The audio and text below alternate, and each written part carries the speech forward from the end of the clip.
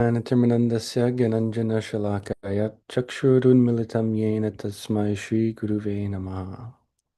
नारायणं नमस्कृत्य नरं चैव नरोत्तमं देवीं सरस्वतीं व्यासं ततो जयम् उदीरयेत्. So we're reading from the Srimad Bhagavatam, the king of all books, the Grantaraj, and you're about to see why. This is 11, chapter 2, text 54.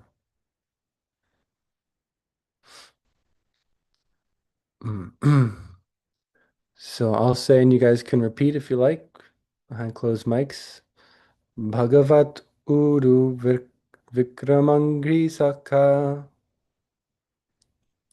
Nakamani Chandrikaya Nirastatape Hridikatam Upasidatam Punasa Prabhavati Chandra Ivotide Urka Tapaha Bhagavata Uru Vikramangri Sakha Nakamani Chandrikaya Nirastatape Hridikatam Upasidatam Punasa Prabhavati Chandra Ivoditer Katapaha. Would anybody like to chant the verse? Hare Krishna. Bhagavata Uru Vikramangri Sakha Nakha Mani Chandrikaya Nirusata Tape Ridi Katham Upa Sidatam Punasa Prabhavati Chandra Ivodite Rikatapaha. Nice. Nityananda? Chandra Prabhu? Bhagavat Uru Vikrangri Saka Nakamani Chandrikaya Nirasta Tape Hidi Katam Upasidatam Punasa Prabhavati Chandra Ivotite Arkatapa. Nice.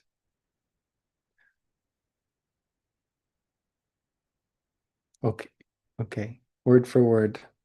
Bhagavata, of the Supreme Personality of Godhead.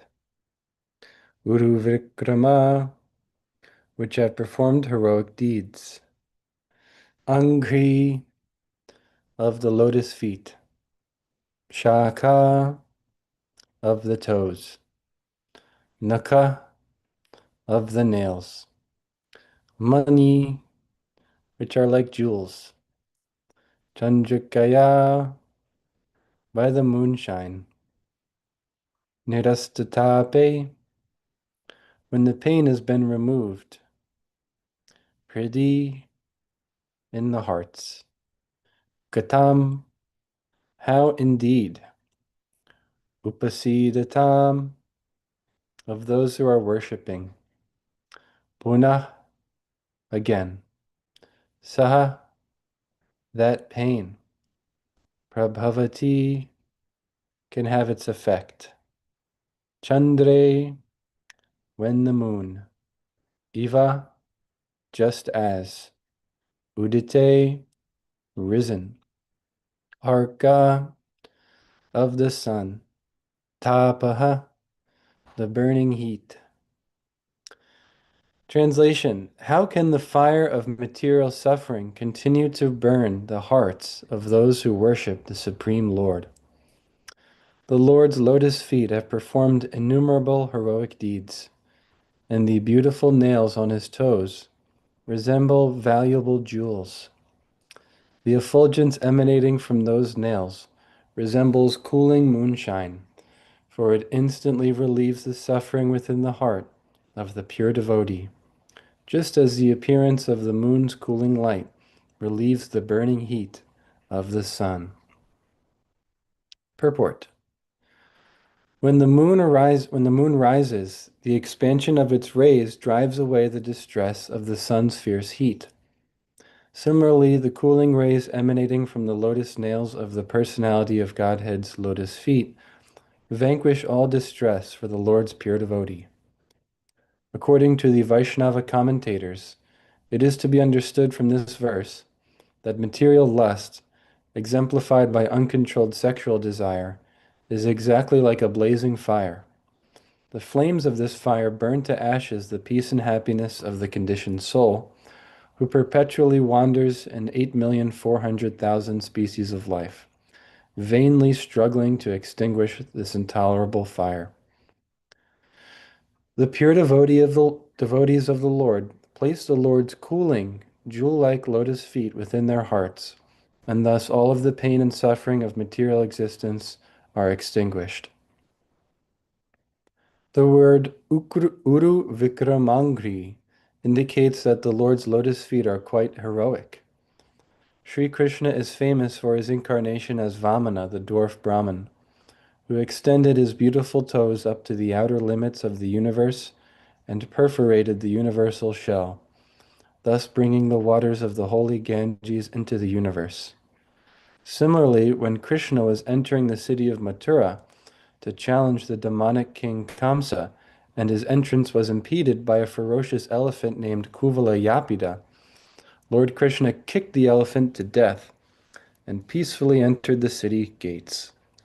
Lord Krishna's lotus feet are so exalted that the Vedic literatures state that the entire material manifestation rests beneath his lotus feet. Samashrita ye padapallava plavam mahatpadam punya yasho murarehe. Om Agyanatimirandasya Gyananjana Shalakaya Chakshurunmilitam Yena Tasmai Shri Guruve Namaha. So we'd like to seek the blessings of all the devotees here, especially Arjuna Prabhu, who is a great mentor and someone who has saved me multiple times from what's being talked about here, which is kind of never-ending, unceasing fire that we're subject to as people who are under the control of the modes of nature. So we're very grateful to him and to all the senior devotees and all the devotees here who are making this a place of pilgrimage by their presence. So, what really struck me about this verse when I first read it was the fact that the pure devotee, their heart is cooled. They don't feel the suffering that people generally feel under the influence of the modes of nature. And Srila Prabhupada gave a few different um, definitions of what it means to be a pure devotee. And I would argue from those definitions that he gave that it doesn't necessarily only refer to those devotees who are um, Uttama Adhikaris or completely free from the modes of nature, but it refers to those who are sincerely and steadily engaged in devotional service to the best of their ability. And so the catch there is that one must be engaged in devotional service. And Prabhupada, when he was translating these words like bhakti and prema, words that don't necessarily have a one-to-one English translation, when he was translating them, he was very careful in the words that he chose. Because after all, this is some of the most important, intricate, um, and detailed knowledge that's out there in terms of how to attain self-realization. So Prabhupada had a great task in translating these texts. And so the fact that he used the term devotional service for bhakti, I think is very telling because it's made clear through that definition that we're not meant to just sit down in a cave somewhere, as was often thought of by the hippies of that time and of even people today. They're thinking, myself included, that to attain perfection, one must stop all activities basically and just kind of live in a peaceful state. But it's made very clear, even from the outset of the Bhagavad Gita, that's not the case, right? That was Arjuna's plan as well. Was I'm just going to go to the forest and I'm going to cease all activities and I'll just meditate and I'll try to live and feel this remembrance, of spirit. And in that state, then I will be exonerated from all of my material encumbrances and I'll be able to be a happy human. And Krishna immediately tells him, no, actually, you have to go and kill people, right? Just a total shock value kind of statement out of the gate. And Krishna makes it. And he's not saying it just because it's shocking. He's saying it because it's actually true. And that to feel peace, to feel happiness, to what it means to actually be a devotee is to engage in devotional service. So I wanted to bring in a few different examples of that have really struck me recently. And let me see where we're starting. Yes, so Bhaktivinoda Thakur in his Sharanagati has an incredible quote that is relatively well known. Some people may not know it, but it's something that I'm try to always remember and has really carried me through in times of difficulty. And what he says is, the suffering that comes from the service to my spiritual master is also my supreme happiness. Both the suffering and the happiness that come from my service to you are my greatest treasure, and they destroy the miseries that come from ignorance. Right? And so there's always going to be some difficulties, of course, even for pure devotees, people like Bhaktivinoda Thakur. But in the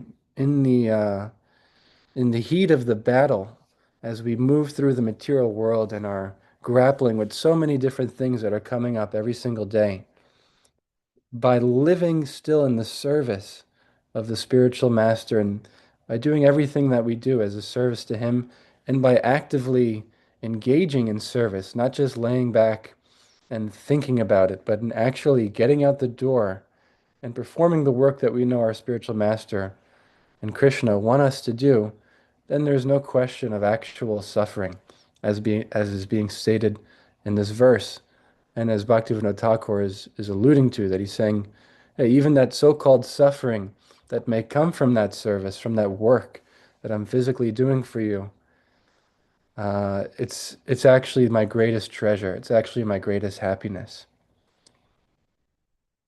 So that brings into question, what is happiness actually? What is happiness? Is it just a feeling? Is it just a remembrance of Krishna?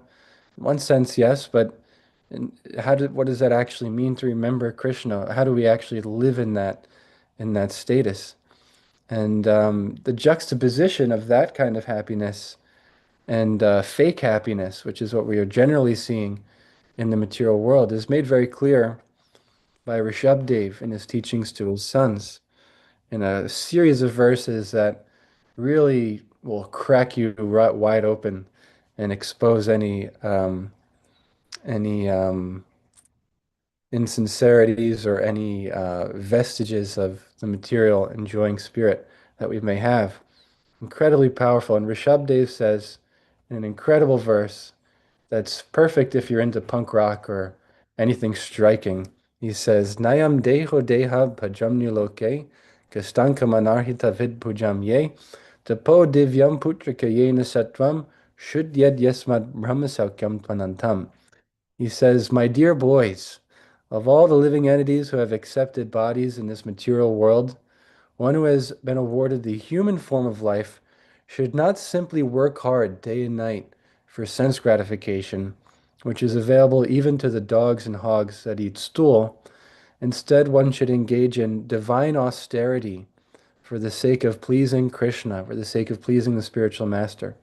And by so doing, by engaging in that divine austerity, that tapo divyam, one gains what's called brahmasaukyam, which means spiritual happiness, real happiness, eternal happiness. So the key word for me in that verse is tapo divyam, that we're not meant to just sit back and enjoy the um, the uh, the nice feeling that we get from simply hearing and chanting. In one sense, yes, that's true. But uh, in order to actually get that feeling, in order to really experience that taste, that love, we must engage in tapo divyam, divine austerity. We're not meant to just sit back. Krishna says, "Be thou happy by sacrifice, sacrifice to Vishnu." Shru Shru Shoshadadanasya Vasudev Kataruchi. That by serving the spiritual master, by serving those devotees who are completely free from all vice, a great service is done. By such service, one gains that ruchi, that taste.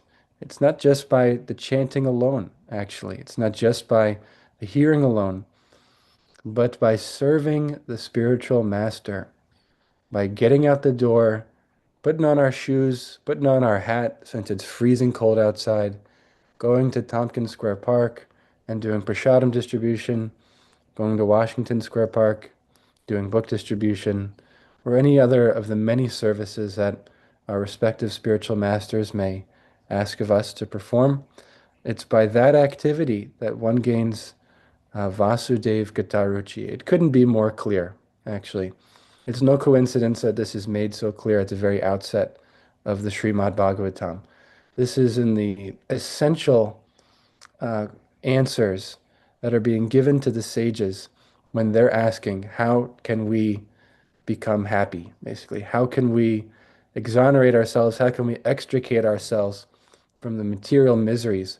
How can the people in Kali Yuga, in a time where everybody is bombarded by distractions and they're at such a disadvantage in so many ways, internally, externally, how can they possibly get free from the modes of material nature and attain perfection?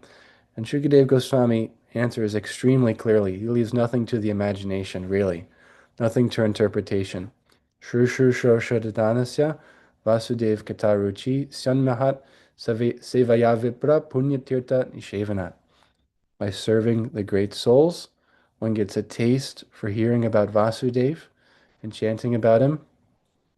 And by that taste, one can hear and chant deeply in a way that's purifying to the heart. And ultimately, one can reveal the love for Krishna that's inherent in the soul. So, where else is this said? So many places. My favorite places, to no surprise to anyone who's heard me talk before, are in the Chaitanya Charitamrita.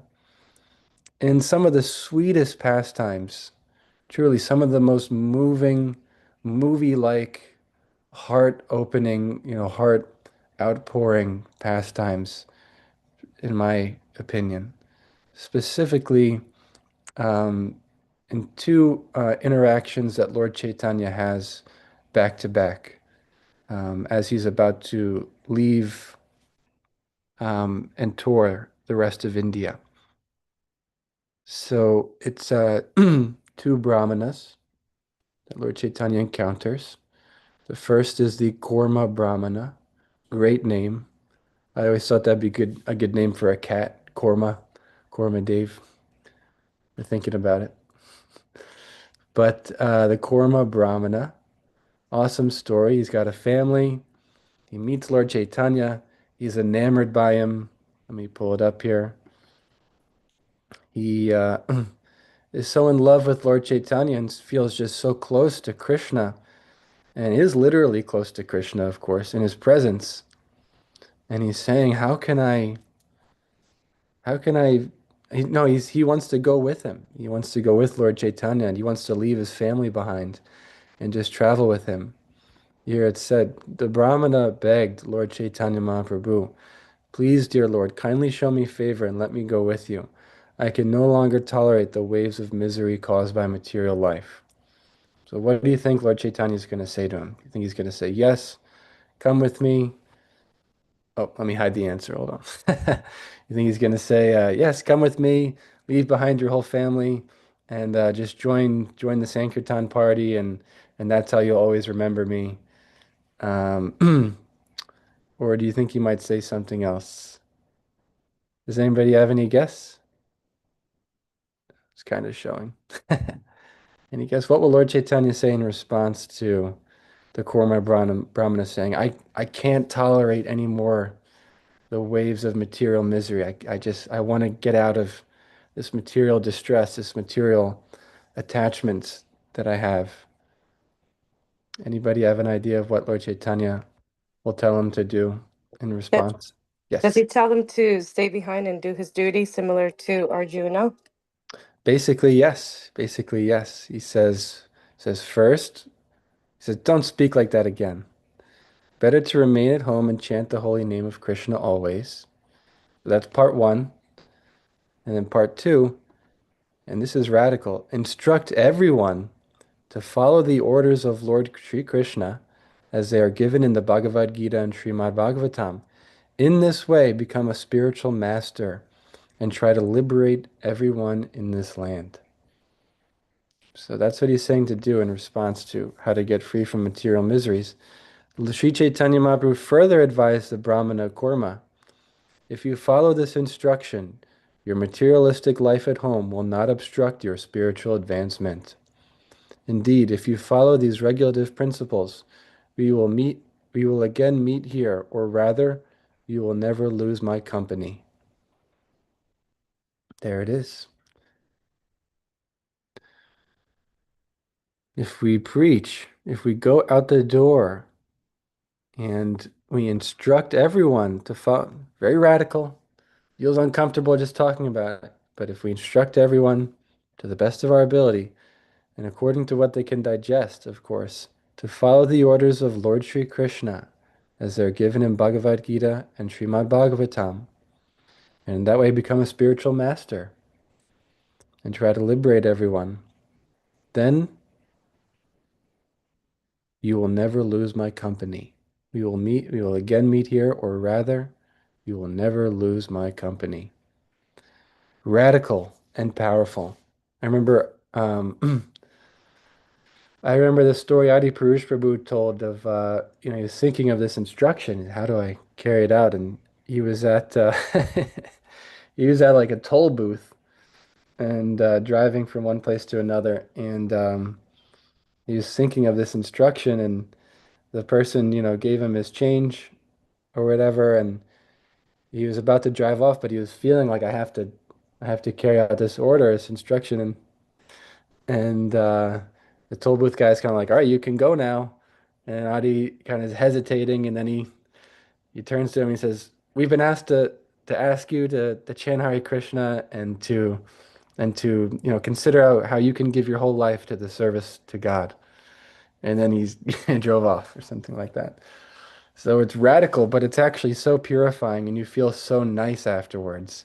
Like Ananda Bihari was saying the other day, maybe yesterday, how at first, you look at the Harinam party, maybe when you first get there, or any kind of Sankirtan party, and you're looking around and thinking, maybe these guys, I don't know if I should sit down with these guys. People are gonna think I'm crazy. But then after you sit down for a while, or after you distribute some books, and you start looking at everybody else, and you're thinking, these guys are actually, what are these guys doing? They're just running around and uh, and searching for love and happiness in all the wrong places. And it's so obvious once you actually get that taste for where real happiness is.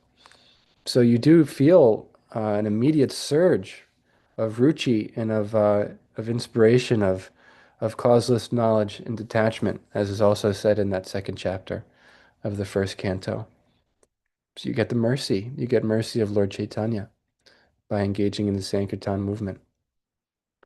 So then, just a few verses later, Vasudev Brahmana, the leper, um, in an incredible, incredible pastime, he's lamenting because he found out he just missed Lord Chaitanya. Lord Chaitanya had apparently just left, and so he's very distressed.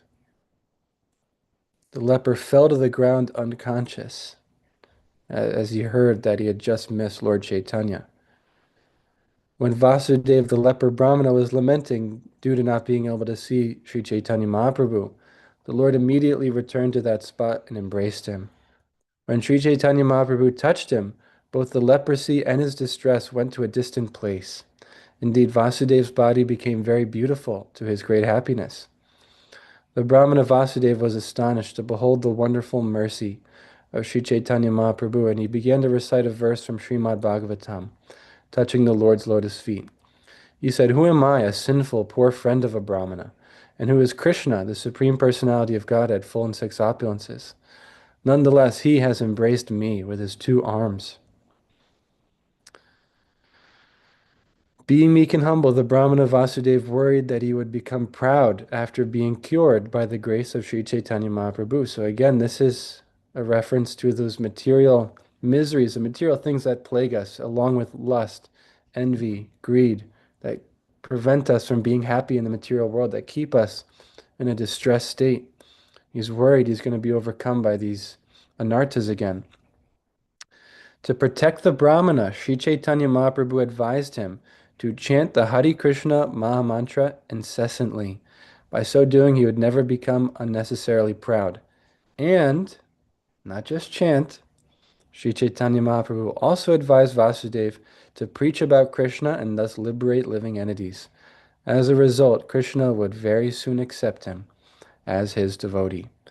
So, two instances of householders, like all of us, who are asking Lord Chaitanya how they can always remember him, how they can ultimately become free from material miseries, and how they can never be without his presence. And in both cases, Chaitanya Mahaprabhu is advising them to chant Hare Krishna and teach it to others. So that's the essential crux of our process and of the way in which we can actually become free from our anarthas and engage in the loving devotional service of Krishna. We chant Hare Krishna as sincerely as possible, and we teach it to others. We don't just sit around and wait for somebody else to do it. We take up the torch, and by so doing, then we become liberated. I'll just end off with an apparently mundane quote that has stuck with me and that I think is applicable here by Teddy Roosevelt. It's from a speech he gave called "The Man in the Arena" in Paris, France, in April 23rd, 1910. So he says, "It is not the critic who counts, not the man who points out how the strong man stumbles, or where the doer of deeds could have done them better.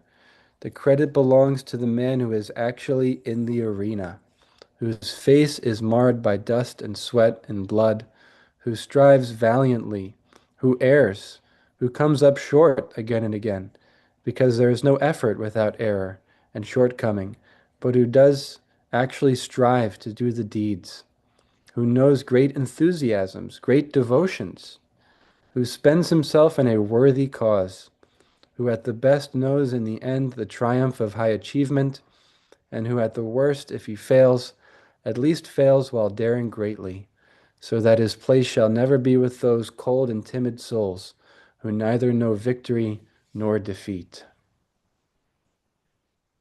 So we'll stop there and see if there are any questions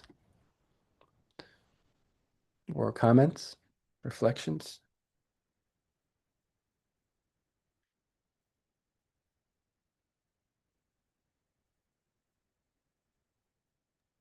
Bo, I have a comment about the cooling feet and then that Krishna, he's cool, he's cool. So Prabhupada, one of the Prabhupada disciples, he was in New York many years ago, Preeti Prabhu, and he was walking through the park, and this older gentleman came up to him and said, "Hey, where's the Swami?" And he said, "Well, actually, he had already left this world." He said, "Man, he was a real cool cat." And he said he was down here in the Bowery with all of us, but yet again, Jesus was born in a barn. And then he said, "Sometimes the stars fall from heaven." Nice. But he said he was a cool cat. Yeah. Yeah. That's the advantage of of really not caring what other people think of you, but not in like a an apathetic way, but actually because you're only concerned with Krishna. And what Krishna says, then people look at you and they think this guy's not trying to impress anybody. He's actually just being authentic and he's operating on a different platform. It's definitely very cool. Venu Madhuri? Hare Krishna. Um, really appreciated your class as always, and I particularly appreciate the way you bring in so many examples from Shastra, and yet you keep it very personal and relatable. And so I thank you for that. You made it very clear the importance of following the directions of our spiritual master, but you also spoke about preaching in particular, and I know you do a lot of it. And I'm wondering, for those of us who are not out there doing street preaching, book distribution, Harinam, what are although we are aspiring to, what are other tips that you have for sharing the message that are effective, other than random toll booth stops, which I appreciate as well. Although Easy Pass makes that a little difficult, I guess, these days. Yeah. Yeah, there are definitely many kind of light book distribution light options as well.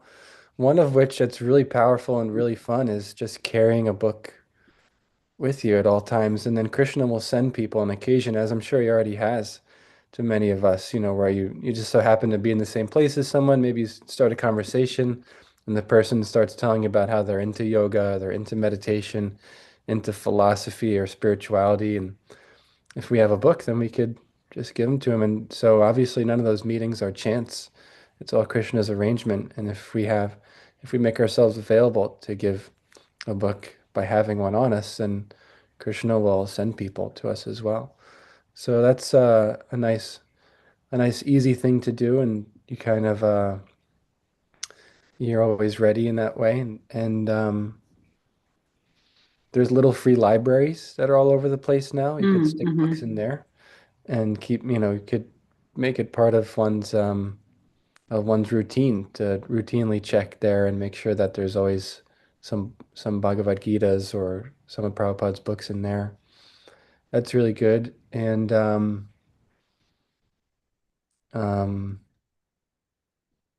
yeah, those are two great ways to engage in book distribution that are Perfect. Yeah. effective for sure. Thank you. Yeah, I found just by making ourselves available in that way, then Krishna can use us and inspire us for sure. Hare Krishna. Thank you. Narottam Nitai, Prabhu. Yeah, I was just, if I could add slightly to that question, answer one thing I do is wherever I need to go, like the gas station, or before I used to eat outside. So as a tip, instead of sometimes I would give a small book as as a tip, as long as they accept.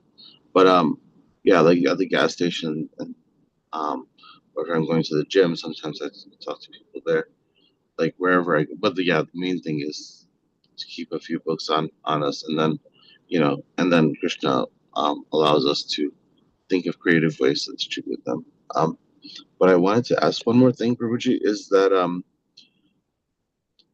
it's very true that when we're aligned with what Krishna's will is, in the sense of Krishna consciousness, like executing his will, um, well, not only are we like safe and protected, but we're also being able to give Krishna consciousness to others. But what if we feel like a pull or gravity to like go to a certain location or a certain group of people and distribute and preach? And is that something that we should kind of enthusiastically take up, or should we be a little bit more conservative in our approach, making sure we have the proper resources and or you have the proper guidance to actually do so? Or maybe it's a silly question, because for me, like I live in Detroit, so like Detroit suburbs, so then there's a variegatedness of different types of people here. Like downtown Detroit, um, you know, there's a variegatedness there. But then as I move away from the city, there's all types of people from all over the world, Greek, Persian, everyone like is here in Michigan. So like, how do I like?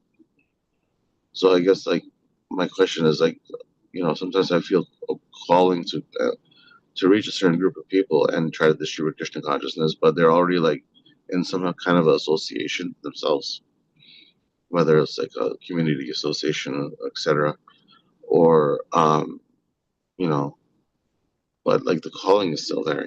So I don't know if you have some guidance on that. Yeah, why not? Why not? It's just the trying itself is so nourishing, and there's so much mercy in that, regardless of the result. You know, Prabhupada sent Tamal Krishna Maharaj to China, of all places. And anyone who distributes books knows that there are certain people from, certain parts of the world that are very difficult, that almost never take books.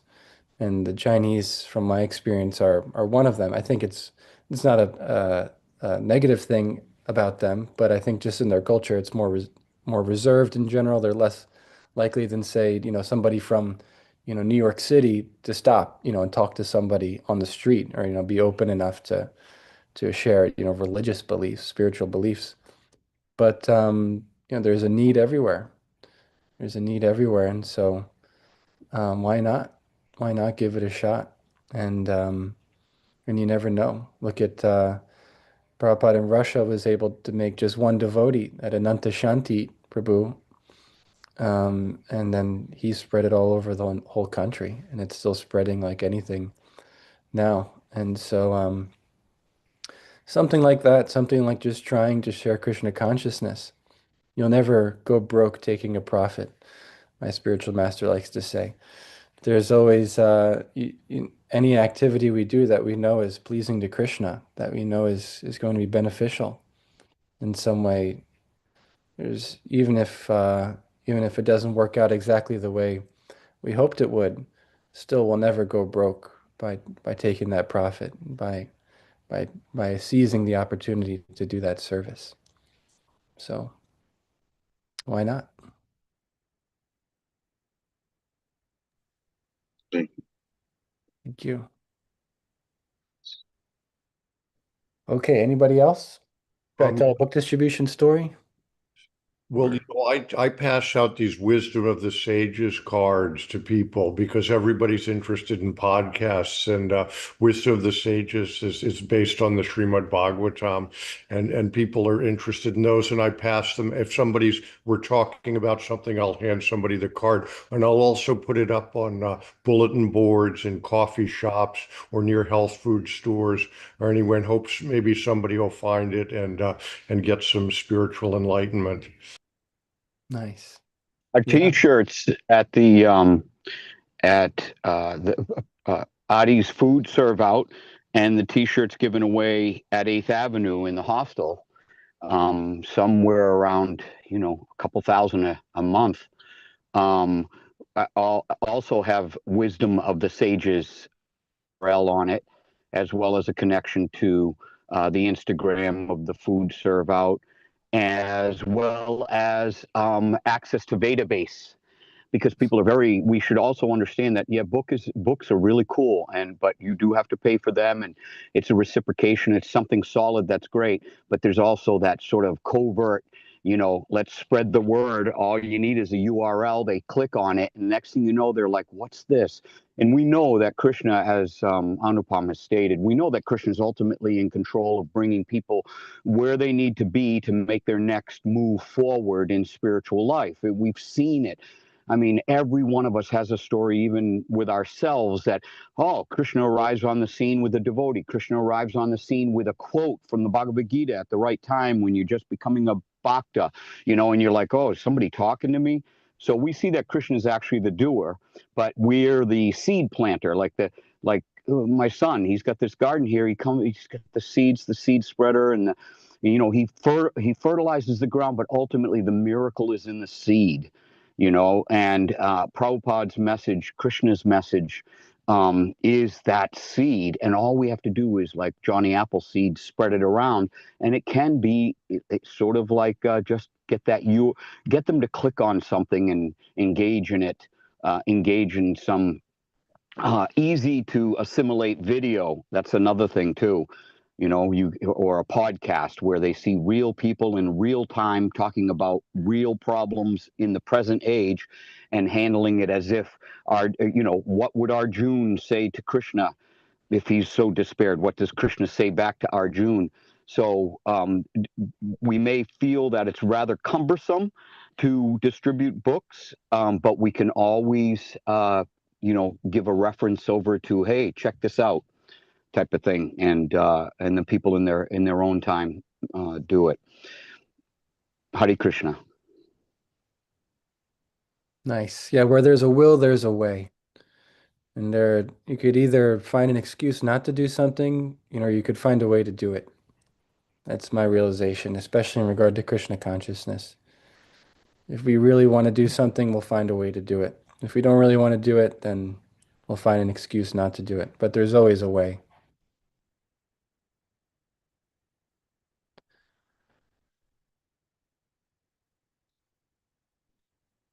Okay, a quick book distribution story to satisfy Nanda Bihari. So it was COVID and there was nobody out on book distribution.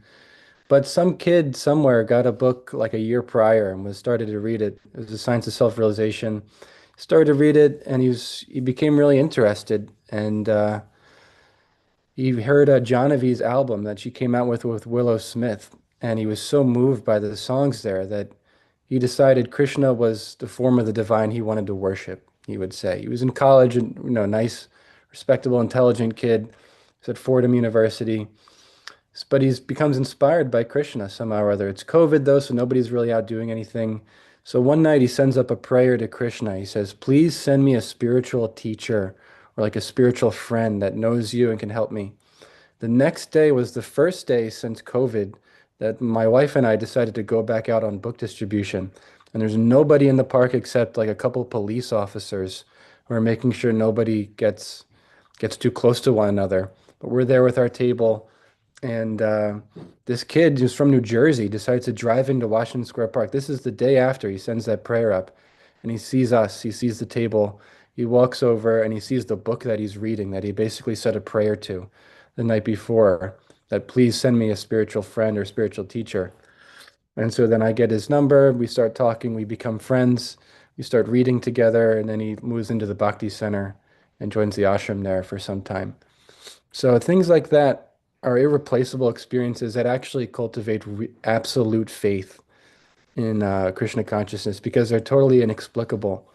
And so by getting out the door that day, and at a time that was very difficult to get out the door in the middle of COVID, then Krishna reciprocated in that way and gave me unshakable and faith, basically. Obviously, I'm still working on it, but things like that make it undeniable, basically. So book distribution is incredibly powerful in that way. Krishna will give you experiences and realizations that are irreplaceable and that convince you of reality, give you a glimpse into reality beyond a doubt. I think it's time for darshan. Do we have access to darshan today? Thank you, Anupam Prabhu. Very satisfying class. Thank you. Can we see Ram darshan, please? You have a darshan of Ram? Thank you. Wow. Ram is like a one toddler mosh pit. It's what Ananda Bihari wanted, somebody he could mosh with. Yes. He looks like a punk rocker with that hair, for sure. He looks like a baby Kapila Dave with the blonde hair and blue eyes. You love it. And he's so happy all the time, at least from what we can see. Ananda Bihari, you need to teach him to slam dance. You're muted. That's the next thing on my list. You know what you do? Get karate pads and let them just, go at you. That'll get a lot of those, a lot of that energy out. If you turn it physical. Yeah. Thank you, Bhima Prabhu. You're always very practical and real. And also, it helps you in your head because with a couple good whacks from Ram, then you'll get straightened out. That's Chinmayrana's a job. Yeah.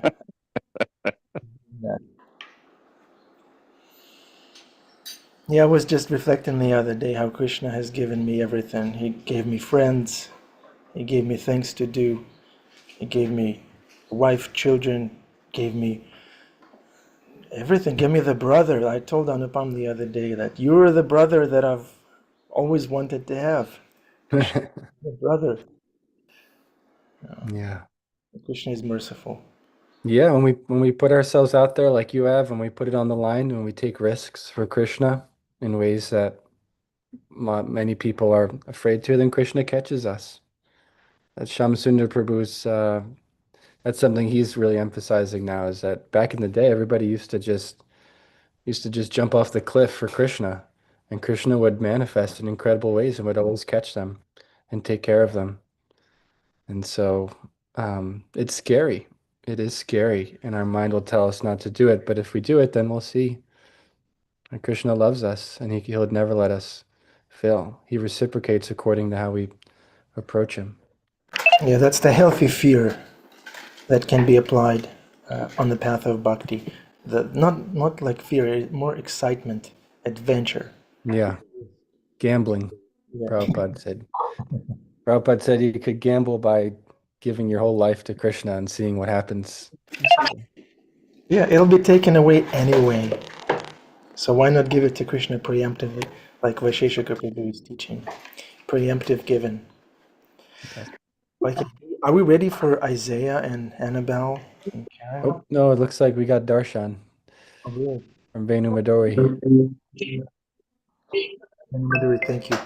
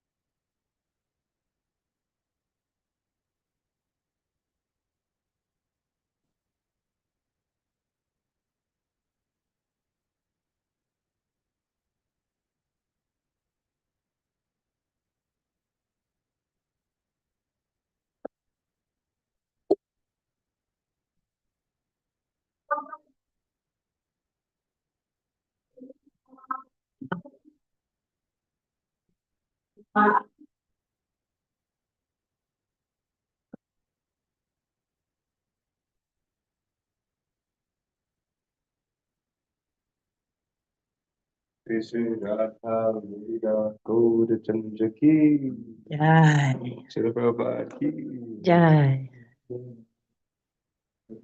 Feet of our spiritual master, the only way to pure devotional service. I bow to his lotus feet with great awe and reverence. By its mercy, one can cross the ocean of suffering and obtain the mercy of Krishna. My only wish is to have my consciousness purified by the words emanating from his lotus mouth.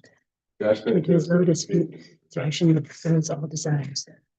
My darkened eyes fills my heart with transcendental knowledge. He is my Lord, birth after birth. From him ecstatic prema emanates and is destroyed. The treasure to serve his selector. The spiritual masters, the ocean of mercy, friend of the poor, Lord and Master of the devotees. O Master, be merciful unto us. Give us the shade of your lotus feet. Your fame is spread all over the three worlds. We take shelter of your precious lotus feet.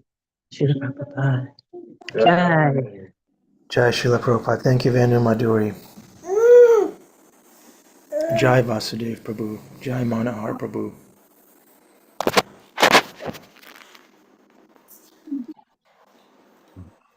Haribol Ram. Okay. Would anyone like to speak? We can have a quick afterglow. Nityananda I Chan. I have a short book distribution story. Yes, please. Um, so we took a bus, like a Greyhound bus, and turned it into a Sankirtan RV. It was about eight brahmacharis living on the bus. The most we had, I think, is like 17 on the bus. Or traveling. You had to sleep on the kitchen counter when you had 17 in the bus. It just couldn't fit anybody. Kitchen floor, kitchen counter.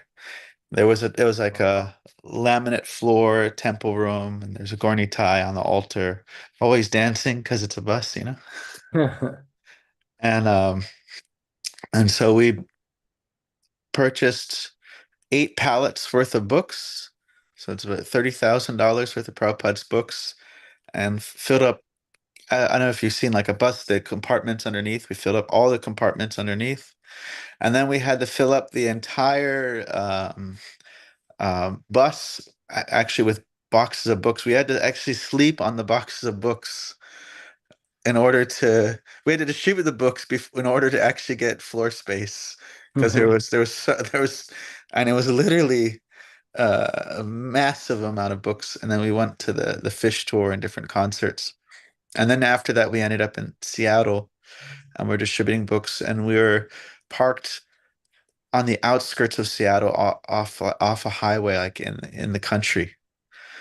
And we had a kitchen, we had a shower, we didn't have a bathroom. So I went to go use the bathroom number one outside. And then I'm going walking outside and in a bush I see Lord Vishnu is there sitting in the bush. It's the Ishopanishad, you know, the white Ishopanishad, you know, it's Lord Vishnu at the fore. And it's an old book. And so then I take it with me and then I go out in book distribution downtown Seattle. And this kid shows up and he says, I'm looking for the Sri Isopanisad. I was like, we only, we already distributed all of our copies of that, but I found one in a bush this morning. Like, That's crazy. in the middle of nowhere. It was like, and so yeah, asked for the book by name. I found the book in the middle of nowhere in a bush, and then that day the kid asked for it by name. That's crazy. So Wow. Yeah, those things give faith. Those little Krishna miracles. Not really big miracles give faith. How many times have I asked Krishna, are you real? Is that all true? And Krishna has always come through. Yeah. Yeah. That's what happens. So two little connections. So there's that incredible verse. I forget which it is. Maybe Nityananda Chandra has it, but where it said that the order of the Supreme Lord is a manifestation of the internal potency, or basically the prema Shakti, Ladini Shakti of Krishna, which is very intimate. You don't really get that anywhere except for if you're actually a devotee, like a pure devotee of Krishna, is where that manifests in Goloka Vrindavan. But the order of the Supreme Lord, it said, is a manifestation of that potency. And and I've heard it said elsewhere that prema is a manifestation of faith. It's basically it's a it's what it's it's a matter of development of faith, prema. And so it makes sense that this order of Lord Chaitanya that he's given to spread the teachings of Bhagavad Gita and Srimad Bhagavatam everywhere, the, within that, inherent within that is the are experiences that will give the faith that ultimately transforms into prema, into love. So it all comes back to that instruction by Lord Chaitanya that's being passed down to through our spiritual masters to us, and if we follow it, then we'll get the faith necessary to develop prema. So it's a simple process. But what was that? I think it was Nityananda Chandra was saying, or no, it was Gorsharan Prabhu was saying yesterday how, um, yeah, Krishna loves all of us, but does he trust us? Does he act, will we actually do what he asked us to do in spreading Krishna consciousness like that? So that's what increases that intimacy and that faith and ultimately leads to prema, carrying out that instruction. Thank you, Anupam Prabhu. Yeah, we're here to please Krishna and win his trust, to become his tool. We're not here to please every single person, we meet on our path. We're here to please our Guru, Krishna, and win their trust.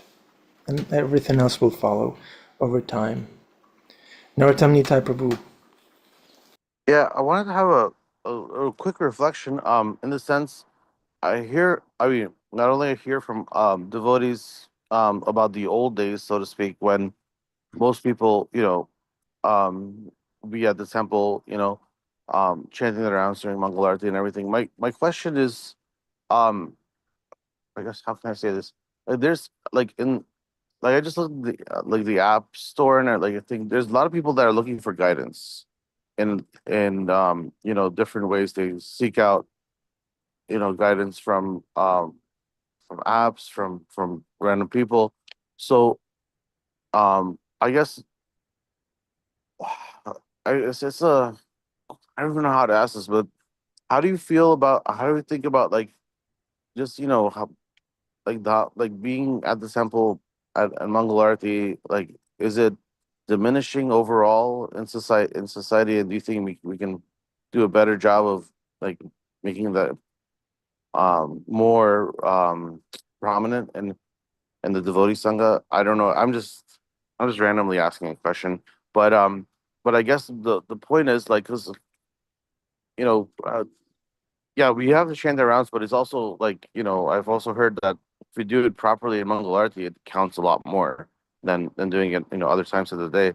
So I guess the whole and like people looking for guidance and like different guru, like not like ISKCON gurus or not like proper gurus, but like just random people giving advice on various topics. So how like is this like Maya trying to like people are succumbing to Maya? How can we really come back to like Krishna consciousness from like a really like wholesome perspective? I mean, I hear devotees talk about like the old days where there would be a line just to take a shower, and everyone goes on Harinam or many devotees go on Harinam for throughout the day and stuff. And maybe that's more of a romanticized view of looking at it, but just making sure that we get everything done in the morning, and we stick to our principles and not just take advice from just random people. If you don't mind, I mean, Prabhu. Yeah. Yeah, I think it all comes from a taste. We can easily get up early and chant our rounds nicely if we have a taste for those things, and that taste comes from serving pure devotees. That's made very clear in Bhagavatam. And so that's the ultimate, that's the seed that sprouts and turns into all these beautiful habits like waking up early and chanting good rounds early and having a regular, reading program. So the panacea is always going to be the same, which is chanting Hare Krishna and teaching it to others and serving our spiritual masters. And by doing those activities, then we'll get a taste for the less palatable aspects of Krishna consciousness, like getting up early before Brahma Muhurta and doing the more austere things. I think Bhima Prabhu has something too. He was there in the old days, so to speak. Yeah, it was amazing how if I were to hearken back in my life and say, what do I remember and what am I proud of? And that's a loaded word, but it's actually a good pride. What do I remember and what am I proud of from the past in regards to something simple like taking a ice cold shower out the back of a van with a bucket, 2 buckets of water and Bronner's soap in 10-degree below weather with 50 mile per hour gusts off Lake Erie, I believe, in Chicago. Adi remembers those times, as does anybody else. I mean, we did whatever it took. And I look back and I have that. That's like in my quiver of things, you know, many, many times over the years we did this. Very severe austerities, and I don't regret a one of them. But the most important thing is that once you get a taste for austerity, for tapa, just like as in training for a sport, Krishna gives you, when you do austerities of any type, he actually gives you a physical remuneration, and that is the endorphins, the sleep cycle, the go to bed with the sun and wake up with the sun. The fact that your circadian rhythm is now imitating the power of Mother Nature rather than just your own idea of what time you should go to bed because TV or scrolling is keeping you up. Just the answer to your question, Prabhu, is just do it. Just start going to bed at 7, 8, 9 o'clock latest. Don't eat after 6 o'clock, and get up early and it's going to take like 6 months to 8 months before you're going to feel comfortable doing that. It's going to take a while, but once you do it, you'll never want to. Once you get that, you start. Instead of wasting those evening hours, because I don't know anybody who from 7 o'clock on is doing, unless they're working. I guess some people are more night people, but anyways, daylight, daytime for the enlightened soul and nighttime for the conditioned soul type of thing. If you do that little flip and try that austerity of going to bed early and rising early, it's a simple austerity. Do it. You'll find that Krishna will greet you in the morning when there's nothing else in your way. No kids, no work, no TV, no scrolling. You can't really eat anything at 2, 3 in the morning. And you get up and you say, what am I going to do with myself? Well, begin by reading so that you have a why to why you're chanting. You have to have a why. You can't just get up and go, oh my God, Hare Krishna, Hare Krishna. You can if you're in distress. But if you're getting up and you're like, why am I doing this? Then read the Gita and realize that you're shooting for something. You're shooting for a goal. And when you do it, you realize you have Krishna behind you. You have the devotees behind you. You have the Sampradaya behind you. You have Prabhupada behind you. You have all the examples of the Acharyas behind you saying, well, this is the path. This is the path. And if you take it, you will be happy. And once you are happy, then as far as the preaching goes, you just by virtue of who you are, a happy, enlightened, disciplined soul, people will want to follow you. That's the best form of preaching. Become what Prabhupada wants us to be. Anyways, it's real easy to do it out in the middle of nowhere where I don't have to, where I have animals, telling me what time to rise and what time to go down. But I think that the best, that as George Harrison said, the proof of the taste is in the eating of the pudding. You have to eat the pudding. Hare Krishna.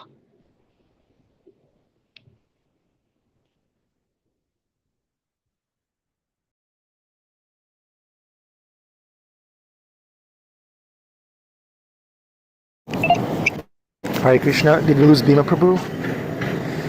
Bhima Prabhu is the most austere and humble devotee I've ever met. Thank you, Bhima Prabhu, for your example. And the most poetic, too. The most poetic.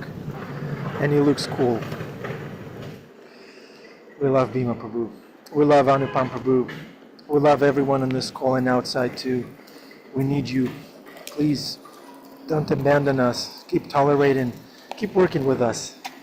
Srila Prabhupada asked you to tolerate other devotees sometimes. Okay. Karen, is Isaiah available? Annabelle? Hare Krishna. Hare Krishna.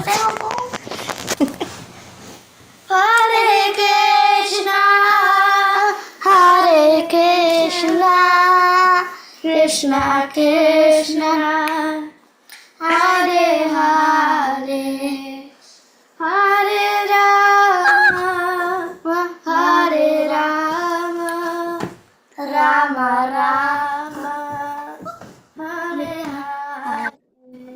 Happy Friday. Thank you very much, dear devotees, for your association.